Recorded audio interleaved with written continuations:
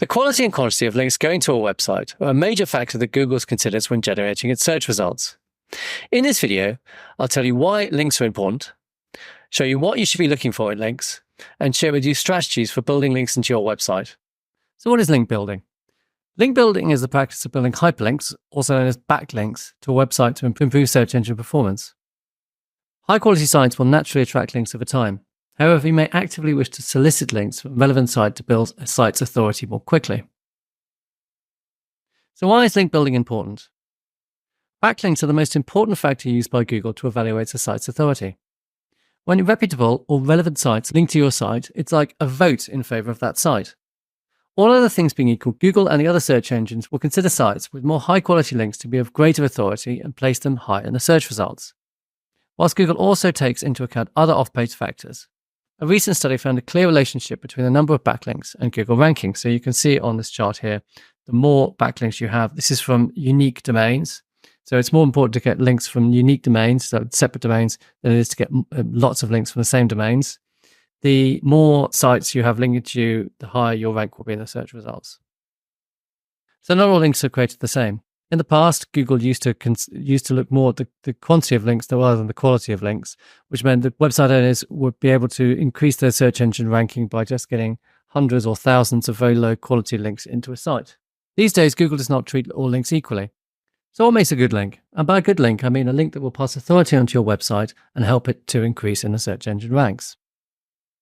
Firstly, authority of the page which is linking to you. Google's measure of a site's authority is called PageRank, after its inventor Larry Page, who's one of the founders of Google. Links from authoritative sites, that is sites which also have a high page rank, pass more authority to your site. These are sites which themselves have a lot of incoming links. While Google no longer publishes a site's page rank, other services such as SEMrush and Moz have built their own authority tools. So I've gone to the Moz site. Moz is a website all about search engine optimization. They build a tool which they build their own database of sites and links into the site and relationship between sites. If you put in a domain, you can check the authority of the site and they have a rank. So I put in vendlab.com, which is my consulting site. And if I check the authority of that, it comes up with a domain authority of 19 and it's got ranking keywords and also linking root domains. That's individual domains here, the domains which are linking to this site. Now, if we look at another site, BBC, very big news site, you can see, look, this has got almost 1 million linking domains and a domain authority of 94. So if you get a link from the BBC website, it's going to be an awful lot better than getting a link from my consulting website in terms of building your search engine authority. Second very important factor is the relevancy of the site. Unfortunately, obtaining a link from a high authority website is not sufficient. How the linking site's topic relates to the destination site is vitally important. For example, if you have a site selling baby products, it is much better to get a link from a parenting blog than a site about cars. A link's position on a page is important, with more prominent links imparting more authority. For example, a link hidden in the footer or sidebar is not worth as much as links found prominently in the page's body content. So if we take an example again from my consultancy site, a link here in the main text of the page, the body text of the page, will be worth more than a link in the footer, as it's more prominently placed. Another to consider is naturally placed links. Google gives much more weight to editorially placed links, i.e. when someone has linked to your site because they think it is helpful to readers. Unnatural links are considered a violation of Google's guidelines. Links to your site should be natural or placed in similar positions to natural links. For example, you should ask a site owner to add a link in their article if they feel it is relevant. Links that are not given editorially should not be solicited. So for example, things like blog comments or article directories or user profile pages are not appropriate. Now, for example, just looking at my site here, if you had at the bottom a section here which just said links and it listed a whole lot of links here, then Google would not consider those to be editorial links and they probably wouldn't pass any authority or very little authority, unlike links which are natural in the page. Keywords in the anchor text are also important. Google uses the content of the link text to understand the content of the destination page. For example, I've just done a search for the phrase download. If we look at the results here, a lot of these sites here like Microsoft and Google Drive, the reason these are coming up high for download is lots of people have linked to that site using the phrase in the text download. So it's appearing high, therefore, when you actually search for download. So even though these sites are not about downloading, because people are linking and using the text download, that's why they're appearing high. It's important to get links from lots of different domains, as in lots of separate websites, and not just lots of links from the same website. A recent search engine ranking correlation study found that the number of linking domains and not the absolute number of backlinks correlated with Google rankings better than any other factor. Finally, an attribute can sometimes be applied to links called nofollow. If added, you will not notice any difference if you're a browser. However, if you look at the code of a link, it will look slightly different. So I've gone to the blog of 𝗂𝒂𝒑 𝗏𝒏. He's a popular blogger. And if I look at his blog post and I'll go to the bottom, there's a whole lot of comments here. Now, in the past, people used to add the links to their website in blog comments because that would impart authority from this high authority site onto their site. Now, if we look at the code for this site, there's example link, and it says, well, nofollow here. Now, that means that that link will not impart any authority onto the site it links to. This is because sites which are not moderated, for example, forum posts, blog posts, guestbook comments, editable Wikipedia pages, Yahoo Answers, Quora, or guest post signatures, the people who own those sites don't really want people adding links which link to, just adding whatever link to their site and linking to another site. By adding nofollow attribute, it means effectively saying to Google, we don't know who this link is from and therefore don't take it into account. It tells Google not to pass page rank to the target site from the link. It will therefore not help the target page to rank higher. This differs from standard links, often referred to as follow links or do follow, which do not have the nofollow attribute and therefore the authority is passed onto the destination site. So hopefully, you now understand why links are important. Now I will share with you several tried and tested strategies for building links to your website. Link building strategies can be divided up into passive, that is creating quality content which attract links, and active, that is actively approaching sites for links. Remember, whatever your plan, your site's content must be of high quality to make it worth linking to. Passive link building strategy is about creating high quality content which naturally attracts links. Strategies include creating great visual assets, doing original research, creating interesting content like list posts, and also in-depth guides. High quality sites that are helpful to users will naturally attract more links. This content could be existing content or could be content specifically created with link building in mind. Focus on creating longer form content, as longer content tends to pick up more links.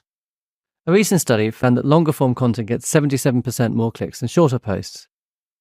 Longer posts also tend to do better in search results.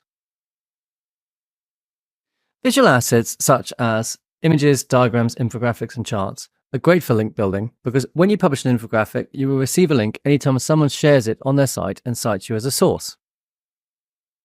So if we take the example of this diagram on the right, this was published by a site called Backlinks. This is the original page of the site, and here is the diagram. And it has been referenced on this site. If we go down, you can see they've referenced it here, and they've got source Backlinks here. So it's they've created an attractive, useful chart that people want to include in their websites. And when people do that, they mostly will cite the source. Now, any kind of quality content can be what's referred to as link bait, something which people want to link into. The three things that work really well are original research, list posts, and in-depth guides. So let's have a look at some examples of these.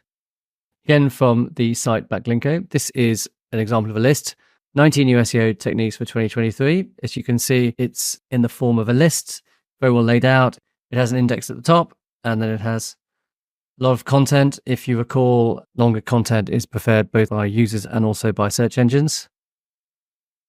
Next thing is original research, again from the same site. What they did is they analyzed nearly 12 million search results, and they've got their findings here again. It's as you can see, it's a long post with lots of original research and diagrams in it. Finally, guides. This calls itself the definitive guide. It's a well laid out thing with diagrams, chapters, and takes the user through the whole process of link building. Now we're going to talk about active strategies where you actively go out and try and find links. The first strategy is to analyze competitors' backlinks. Links to competitor sites will probably be from relevant sites to your niche.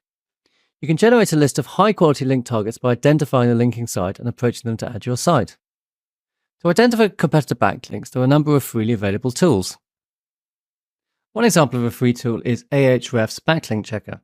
So I put in here my consultancy website, and I was going to do check backlinks. Go out there, and it'll query its database. And here it'll give a list of the sites that link into that site.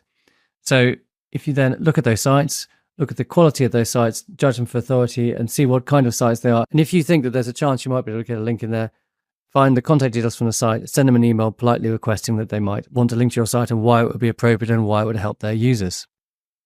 Broken link building involves identifying links that lead to forward poor pages on competitor sites, contacting those sites and suggesting they replace the broken one with the one leading to a similar page on your website.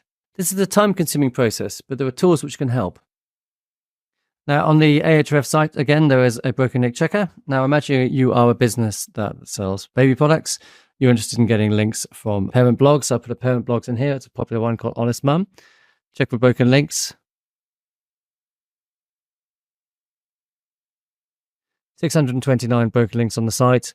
You could get a download of these links, see if any are relevant to your site or from competitors of yours, and then you can contact the site directly and ask if they can replace that link with your link, give them a good reason why you think it would be helpful to their users. Email outreach is when you contact relevant websites and ask them to link to your site. For example, if you've written a good guide and want to get the word out, you could search for similar resources and use a backlink checker to analyze who links to them. You can then approach these sites to link to your resources as an alternative.